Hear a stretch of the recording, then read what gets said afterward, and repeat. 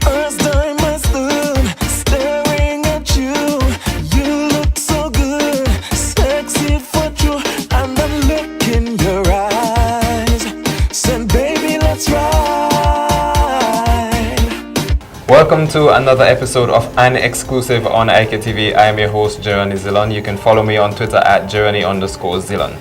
Today, my guest is Bomani Charles. You know, the guy with the velvet voice and everything, the artist behind Wine of Your Life. Bomani, it's a pleasure having you in the studio today. Thanks very much for the invitation. Glad to be here. Alright, so we're going to get straight to the point. Who is Bomani Charles? Bomani Charles is a musician, songwriter, entertainer, entrepreneur, just all around fun guy. I was born and raised in Camden Park, and I fell in love with music at about the age of 15. I started writing poems and things at 12, and that developed into a passion for music at around 15, 16 years old. At around 19, I started doing it semi-professionally, and in 2001, I took that leap to do music professionally. Okay, so you have gotten yourself involved in music from early childhood. You said from 12, because basically when you start writing poems, as writing. Right. Okay, yeah. So is music a full-time career for you? Right now it is. It's been that way for going on almost 14 years now, about 13 years, since 2001, in one form or the other.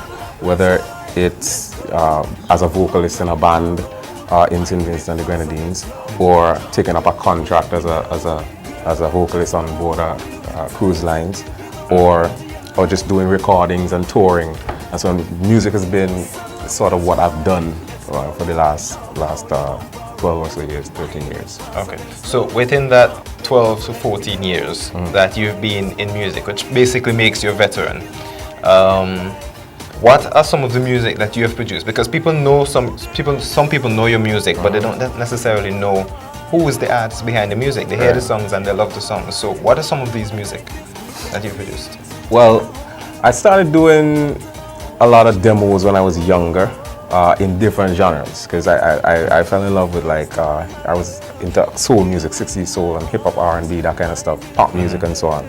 But soca and calypso stuff didn't come until say around the time I started doing bands, and that was live performances. When I started recording, my first recordings, full studio recordings, were in the soca genre. So the first song I did in 2002, I think that was a song called The Music at Sky Studios, co-written by Tony Bailey of Crossfire fame, the guitarist for Crossfire. He was the cousin of Adrian Bailey.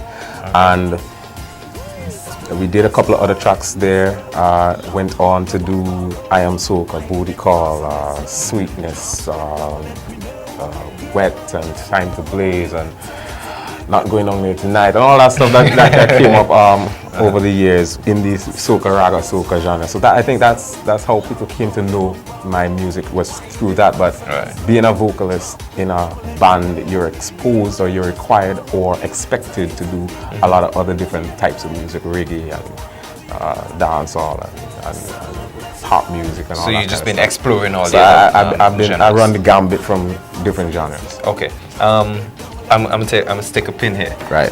The song you mentioned, Not Going Down There Tonight. Before I knew who Bomani was, I loved listening to that song. Simply because of the way it sounded. It sounded something so professional and beyond local. Right. And that is telling me that you've been taking your music on another level. Well, I took it seriously. I took a decision that, this is something that I wanted to invest my time and my energies into. And so I learned how to do it at an early age. When I wanted to become a songwriter at, what was it, 15, between 12 and 15. I remember going to the library and reading books on songwriting, because there wasn't the internet at the time. I'm not that old, but at the time there wasn't the internet where you could just Google and YouTube stuff now. So I went to the library and read books on how you structure songs and all that kind of stuff, and how you tell stories through short lyrics, because a song is a story. Basically, you have about 3 minutes to tell the story, and you have to choose your words correctly and ensure that everything that you're saying conveys the message that you have in your head. So writing that song was as a result of knowing these basic formulas and these basic formats. And it's the same thing applied to most of the other songs. It was a clever little thing that I came up with when I was very, very much younger than I am now. And I had the opportunity to record it about 4 or 5 years after I wrote the song. So, because I used to just write, get up every day and just write stuff. And that was so one it of has become, it has been like as a passion. Yep. Okay. So you mentioned, right, that you learned how to do your music through the books and library and learning that music tells a story. Have you done anything beyond that, like into studies to say have a degree or anything like that? No. Why is that? But the way my life went didn't allow me to do that, you know, and I took a decision that I was going to give myself over to where music was going to take me, and it took me all over the world doing all kinds of different things, and it hasn't allowed me yet, I should say, the opportunity to do the academics behind it. But the mere experiences that I've had, I think, working with some of the people that I've worked with and having the opportunities to see some of the, you know, great performers in the field, great writers and producers, would have afforded me an opportunity to learn a lot as well, you know. Okay. So you said earlier that you've dabbled in other music. Which is your favorite genre? It depends on which mood I'm in. From time to time, I mean, I listen to the first music that I heard in my house growing up was reggae. All day long, all night long. It was Burning Spear and Peter Tasha, the Wailers, and everybody from that era, right?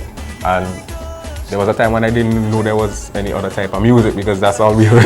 Every day in the house, that's all we heard. And then after you know, you're fiddling around with the radio dial and so on, and you start discovering other genres, soul and pop music and all this other stuff. And so I paid keen attention to most of what I heard on the radio. So from time to time, I would be listening intently to people like Stevie Wonder and Gladys Knight and that kind of stuff, and then I'll be having my heavy reggae moments, you know what I mean, and so on. So it varies from time to time. Okay. So you've been writing for yourself since 12, basically. Right. How long have you been writing soca music? Yeah. We know Carnival is coming up, so we Right. I started doing that. I was a convert to soca music. I admitted I didn't start out loving soca music, you know, because of the influence that I had earlier on. Right. But I became a convert by hearing people like Winston Suso and Beckett and those guys who were doing it in a way that I could relate to, because it was musical, you know, it was singing, it was soulful, it was clever, you know, and I could appreciate that. And by hearing those guys, I started paying more and more attention to the genre, and it opened up a door for me to be accepting and appreciative of some of the other stuff that was going on, not just in St. Vincent but around the region. So I started paying attention to Burning Flames and David Rudder, Crossfire, all these great bands and musicians that did it. Let me know that there was a space for me.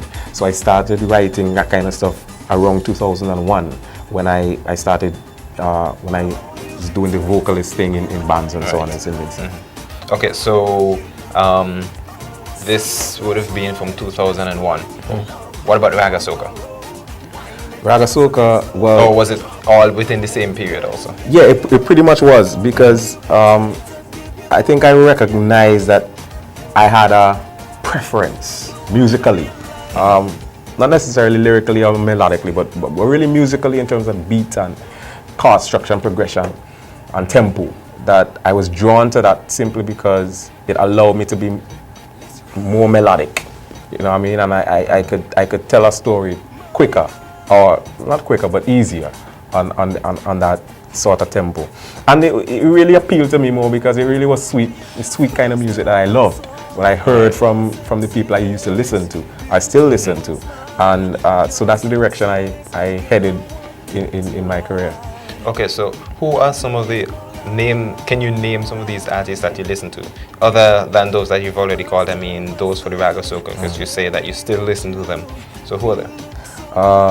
Wow, if I start naming names Okay, now. okay, two names. Two names. Your favorite ones. I have a lot of I have a lot of favorites. Well, I mentioned Brother and Crossfire and Flames before. Those are really the foundation persons I started listening to, and then as I said, Winston Soso Beckett, Ron Pumpy was somebody another person from St. Vincent that I paid a lot of attention to in his music. Exodus Band, Wheezy, Wiseman, Ken Wiseman, and Razum, and those guys. The way they approach the music really appealed to me. Okay, so I'm going to get a little controversial topic now. First, before we get into that, can you tell our viewers what is AMP music? What is music? SVG AMP? Yeah, SVG AMP. Yes. SVG AMP is the St. Vincent and the Grenadines Association of Music Professionals, an association for music practitioners that we formed in 2010. And the aim and objective of the association is to bring together all practitioners, players of instruments, producers, arrangers, all practitioners within the music sector, promote everybody under one umbrella to network, promote each other, form a community, be in touch with each other, provide opportunities and platforms for training and for exposure, for lobbying, and really setting up pillars that we can move together as a sort of a one voice, and build in the music industry. in the music industry. Okay. Now, the controversial part of this is you have received an award from this organization, and that is a good thing. But the touchy part of this is you're the president of that organization. Am I correct? Yes, okay. I am. Now, that has caused sparked a bit of controversy among some other locals and other artists who are saying that, okay, maybe it's because he's the president why he got the award. Right. Care to comment on that? Well, I was honored to have been nominated by the committee. What we did, we set up committees to do nominations. Just to provide a little context, the process started as a joint effort between SVG AMP and the National Cultural Foundation to do a National Music Awards. SVG AMP was considering doing an AMP Awards for a couple of years now, but in searching for ways to get it done, as fate would have it, we started discussions with the NCF. We planned and so on, but that ended up unfortunately, NCF ended up not being able to go forward. So we went back to our original plans to do the AMP Awards. We set up an award nomination committee. They met and deliberated. They had to narrow down every pool in every category to 3 nominations. And in the songwriter category, they nominated my name. Now, I can understand the controversy of it, and I think that's to be expected. But at the same time, we made a point of having persons on the executive of SVG AMP who were practitioners themselves, because we thought that was important to have people serving who understood what the issues were within our sector. It did not make any sense to us to have masons and carpenters, and so within that context, myself as a songwriter, as a performer, I became known in St. Vincent and the Grenadines not as a fisherman or a mason or a carpenter, but as a practicing musician, and who had material out in 2013, which is the qualifying period. And so I could not, or I did not refuse the nomination. And I accepted it with great humility. And I accepted the award with great humility because I thought it was important. It was an important statement that persons who serve on the executive ought not to be exempted from award or nomination. Okay, but were you part of the decision making? No, I recused myself from any decision making. So this is a protocol it's that anyone who's been nominated would be excused from that. Yeah, anybody who's nominated, you can't serve on the nominations or awards committee. Okay. If you're nominated. Wouldn't it, by the fact that you are the president, have some influence on them picking you? I didn't ask them if they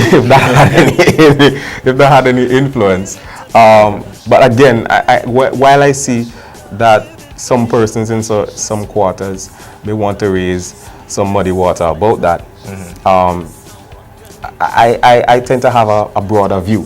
You know what I mean? That you can have somebody who's currently practicing in music in St. Vincent and the Grenadines, being called upon to serve in any position in SVG Arm, and still carry on their career. It doesn't have to, it doesn't have to end because you're serving on the air. Okay, well, it's good that we have that cleared. I hope this is clear now for you. Remember, you're watching an exclusive, and this is where we bring out information to you. Bomani, what has been the high point of your career? The highest point, in your opinion? I hope it didn't come yet. I'm looking forward to higher points. Look, I've tended to avoid measuring my musical journey in high points or low points, because I always see it as a complete experience that I have, and everything that I've done to advance my step from the first. If I'm to look at it from the way you're asking me, the first time I pick up a mic, that would be the high point. That was the very first time I picked up a microphone and heard my voice echoing in the system. That was a high point for me. Okay, so you're being politically correct now. I'm being honest. Like nothing that I've ever experienced after that matched that feeling that I had, because it was a moment where it was something that I've been thinking about for a long time. Prior to that, was actually happening. I had a microphone in my hand and I was singing a song that I wrote. Okay, so let's take it down now to a career. Which part of the career has been the best part? It's all been good. All of it's been good. I have very few terrible memories in this thing. So which one was your best reviews? Which song has gotten the best reviews? You see, I avoid. I'm not being politically correct, but I avoid reading reviews for songs, because you put something out and it's really about how people connect to it. My job is done once finish writing or finish recording the stuff, as far as my relationship goes with the creativity of the song. The rest is really communication. Once the song is finished, persons accept it or they don't, and you move on. You know what I mean? When you have opportunities to communicate the music to persons, you do that to the best of your ability. Okay, so I guess I've been hammering you quite a bit. I'm gonna take it down a notch now. Right. Serving on the committee, are you still releasing music? Yep. Okay, so we're expecting something for 2014. Yeah. Well, I admittedly, I took about 10 months out of my life to make sure that the association has some platforms. So I've been working really hard with the association board members to set up some platforms, which has cut into some of the time that I would normally have for writing and going into the studio and that kind of stuff. But fortunately, I've selected a number of songs that I worked on within the interim period, and they should be out in short order. Okay, so I'm gonna take another step again. We're gonna climb these stairs now together. Right. Wine of Your Life. What was the inspiration for that last year? We've seen the video, we heard the song, it was well received. I personally loved it, and your lead dancer happened to be a close friend of mine. Right. So, what was the inspiration for that? Well, I guess I could say it now. Because I remember I asked you this last year on another platform and you didn't give me the answer, so I'm bringing it back again. Yeah, I could say no. It was inspired by a friend that a girlfriend. Yeah, it was inspired by a girlfriend. She took me to, I could say this now. She took me to Atlantic City for my birthday. And we had a great time at a ball. And we were actually at a club in one of the hotels down there. And it was just the atmosphere and the vibe. And I think the DJ recognized that we were Caribbean people. So he started playing some Caribbean Caribbean music, and then we started to dance, and everybody who Circle were around. of different ethnic persuasions were looking Right. at us, and so we were doing the Caribbean and whining kind of thing, you know what I mean, and we caused quite a thing. So An attraction? quite an attraction. We were quite an attraction there, Uh-huh. and so sometimes when you get an idea to write something, when I do it, I hear melodies in my head first, and it was leaving the club that I heard this melody for the verses, and I just made a mental note of that. I went back to the hotel and finished the song. I went in the studio the next year and recorded the song. Okay, so that night you got the wine of your life. Yes! And it I gave the wine. I gave the wine that she liked too. I guess we need to find her to ask her that same. That wouldn't happen at all. That wouldn't happen. I don't even want to know. Okay, so far for 2014, we know that you would not have received all your bookings so far. But what are some of the shows that you are scheduled to do from Vincy Mass 2014? Well, that kind of hard to say. So far, I know I'm doing the Super Swing thing coming up.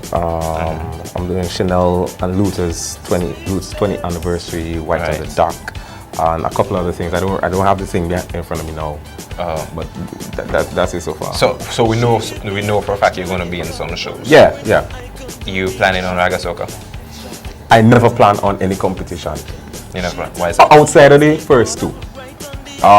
See, I had a strange relationship with the competitions.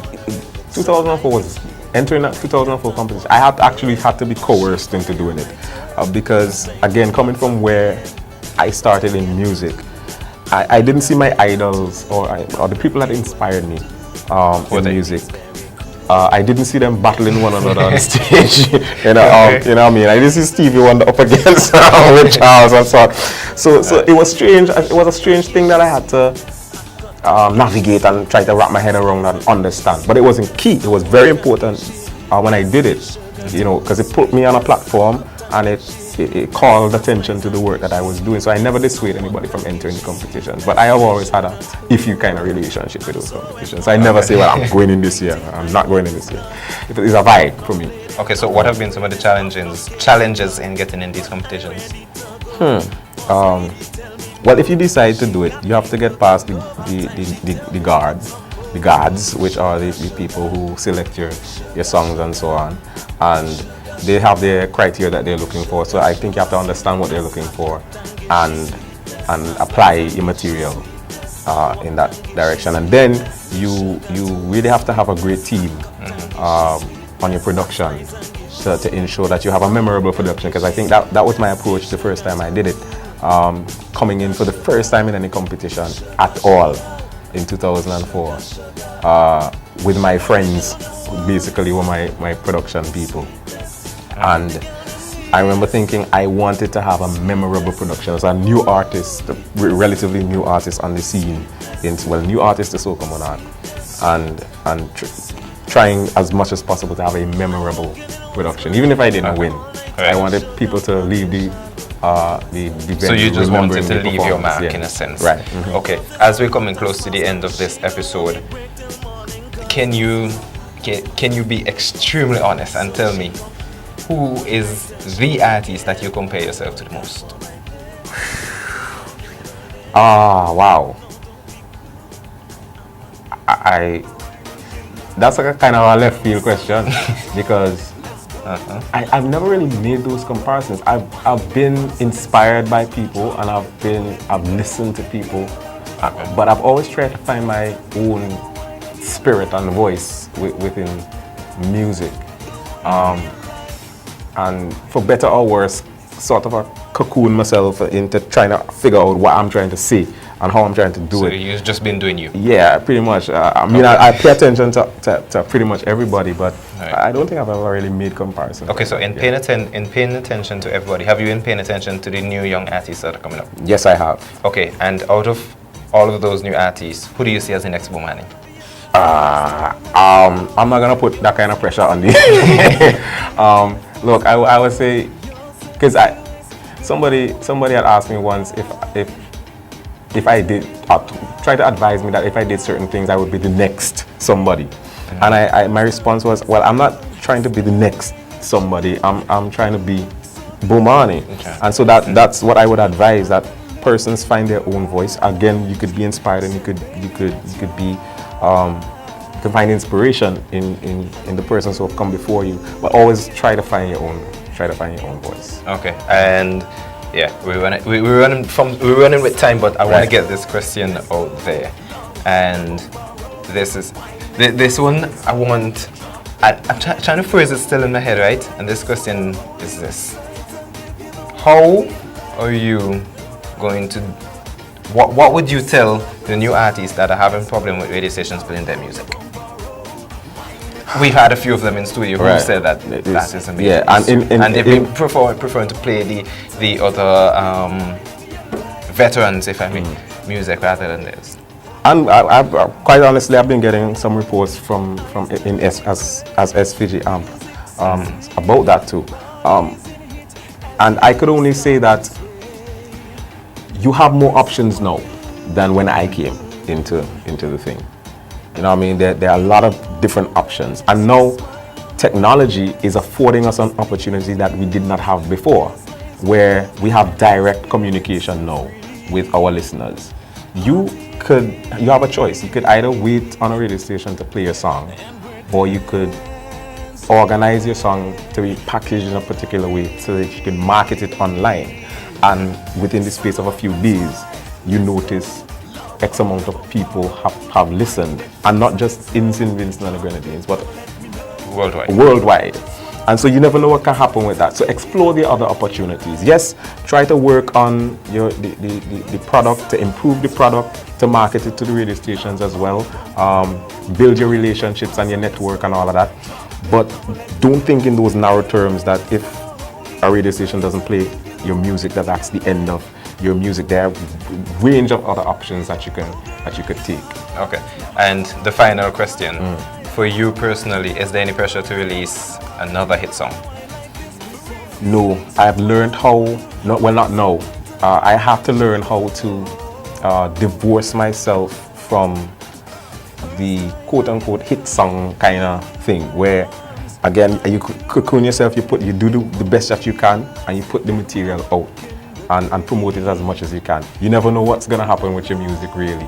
And if you get one, you're great. You get two, fantastic. You get three or four, you're on to something. And you just build on your consistency and try to keep your standard.